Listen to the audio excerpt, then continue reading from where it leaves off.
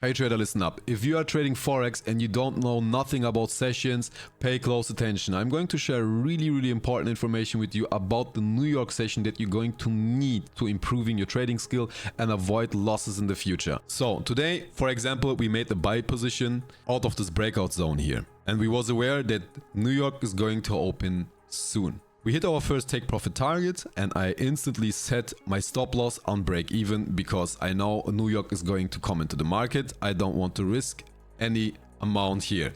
New York open, as you can see here with the trading session indicator, and New York directly didn't care about this big move here from the London session where we can see it's a high indicator for buying power, but they completely manipulate it. They don't care about it. So you need to be aware New York has the most buying power in the sessions in the world because first of all we are trading gold and the second one we're trading gold against the dollar, and New York with the Wall Street is the biggest manipulator of this currency because the currency are owned by them.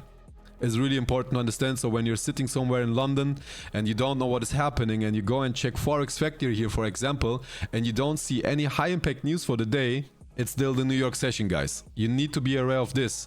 Learn the sessions, okay? London, Tokyo, and Sydney, they're mostly like not that big with the impacts, okay? They do also their moves, okay? I can understand. They also do, for example, on London session, they manipulate the price also, but not as that big as New York is manipulating the market.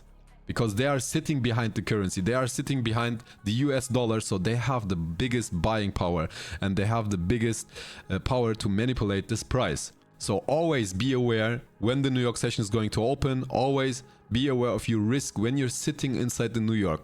Maybe for new traders or beginner traders, don't even trade New York. It is sometimes so hard to predict the New York session. For beginner traders, better you don't even trade New York session. Then go and trade Tokyo session or Sydney session or the London session, but don't trade the New York session.